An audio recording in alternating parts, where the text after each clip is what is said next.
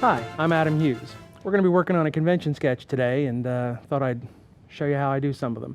I'm going to start with the flesh tones. Got my warm gray Copic markers, which is what I like to start with, and I'm going to dive in with the W0, the lowest value they've got, and see if we can figure something out.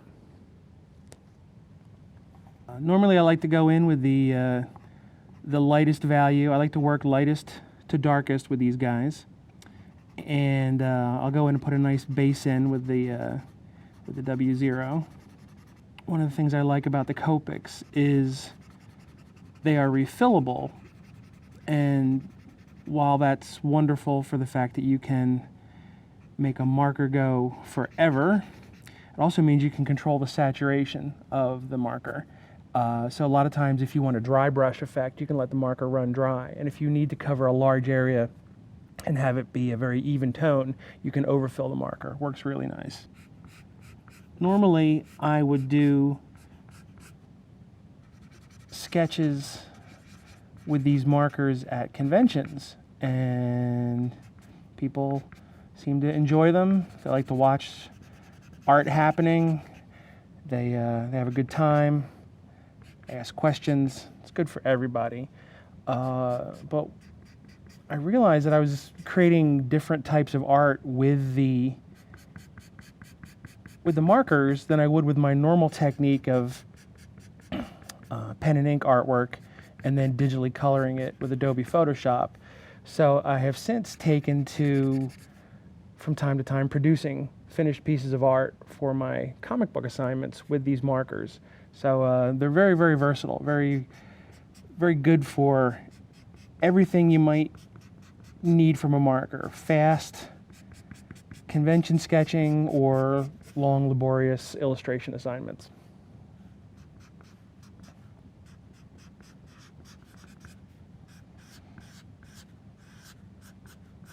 All right, that's pretty good for the first round of tones. Go over here and get my W1. The Copic markers, I like to use the warm grays and the cool grays. Gives you a nice duochromatic feel. The markers go from 0 to 10, which makes sense. You would think, okay, 10% increments, that's really great. 0 being the lightest, 10 being the darkest. And just like everything else in life, there's another 3 settings past the darkest. There's a W10, which you'd think is black, but then they go to regular black and then special black. So you end up having about 12 values to work with when you're doing a piece. I find that's more than enough. And I usually find that when I'm doing flesh tones, if they're, say, Caucasian flesh tones, from W0 to W4 gets the job done for that sort of flesh tone in normal daylight settings. You might be working on a character that has darker skin, someone from another planet. You never know. The markers work really great on top of each other when you work light to dark. When you work dark to light, sometimes you can get a little bit of splotchiness going on, which you can use to your advantage if you're trying to get a texture, but if you're doing a flesh tone, you might not want that. So I'm going to assault the piece with the next value.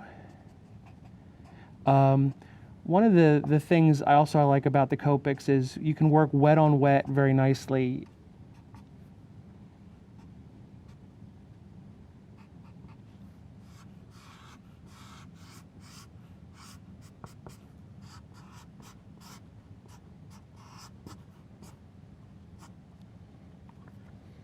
All right, starting to look like a person. Go to some W2. A lot of times I'll just kind of go with the flow and see how the piece progresses. I'll have a plan, and more often than not, I'll paint myself into a corner, and I'll have to paint myself out.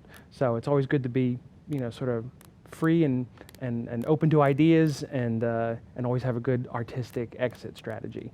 So when I'm working on one of these marker pieces, I just kind of go for it, and if I screw it up, I'll go, all right.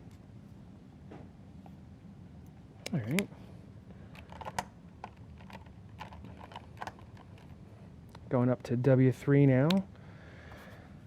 Probably start working on some shadows.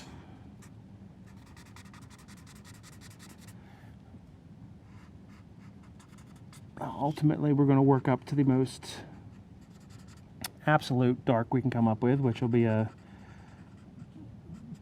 absolute blacks, which we save for things like the eyelashes, the eyebrows. If you have a character with dark hair, the hair. A lot of times I'll like to put a bold contour line around a figure. It just gives it sort of a nice Art Nouveau look, which I'm very fond of, and I'll usually save my absolute blacks for something like that.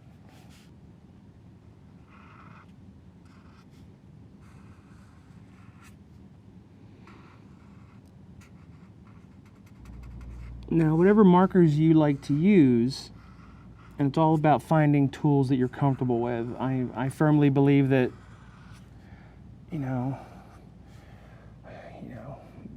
art's sort of like a playground. Everybody should get along nice. So you and your materials and your paper or your canvas, your chair, your light, your favorite beverage, you should all get along. You should all enjoy each other's company and not really struggle with each other, because only 1 out of every 100 artistic partnerships flourish from conflict. So make sure you got some tools that you like. I like my Copics. I like my Strathmore drawing paper with my Copics. You may find yourself using Design 2 markers with a completely different type of paper. Just find what works best for you. Make sure the tools aren't fighting you, and you'll concentrate less on the actual technique and think more about the piece that you're working on, which is important. That's one of the reasons why I enjoy using these markers, is I don't have to think about them too much. They're very fire and forget.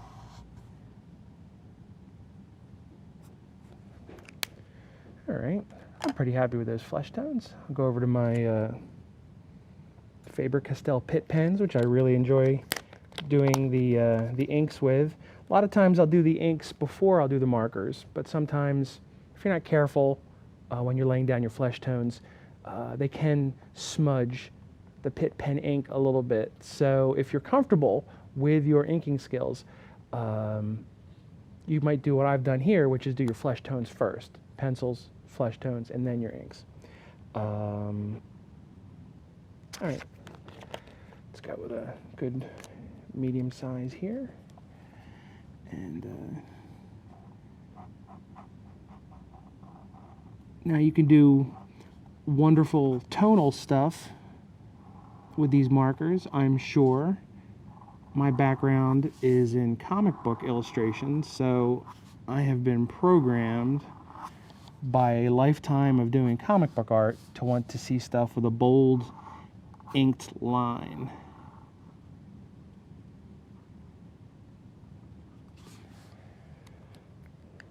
There we go.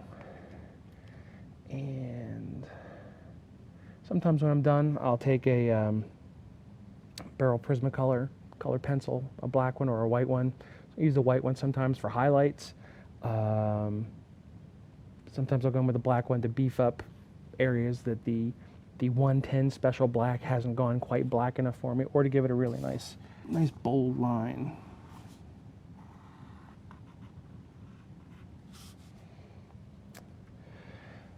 Did a pretty good job with the highlights by leaving the white of the paper through, but there's a couple places where we can go in and give it a little bit of extra. Well, that wasn't too bad. That's pretty much how I attack flesh tones when I'm using my markers for things like convention sketches and the occasional assignment. My name's Adam Hughes. Thanks for joining me. If you get a chance, check out my book Cover Run, available online and at bookstores now, and check out the DVD when you get a chance.